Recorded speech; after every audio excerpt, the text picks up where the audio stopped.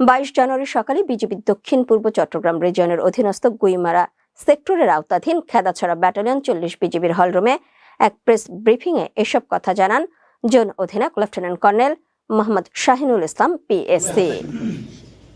বিগত 3 মাসে চট্টগ্রাম রিজিয়নের অধীনস্থ ব্যাটালিয়ন সমূহ আভিযানিক কার্যক্রম পরিচালনা করে 2 জন আসামি সহ সর্বমোট 5,34,21,411 টাকার অধিক মূল্যমানের মাদক এবং চোরাচালান দ্রব্য আটক করতে সক্ষম হয়েছে।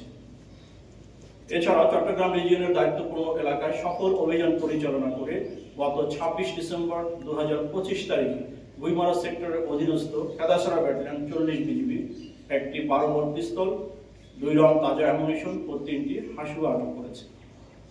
আসন্ন ত্রয়োদশ জাতীয় সংসদ নির্বাচনকে কেন্দ্র করে সীমান্ত এলাকায় নিরাপত্তা ব্যবস্থা জোরদার করা হয়েছে। আগামী 1 ফেব্রুয়ারি 2026 তারিখ থেকে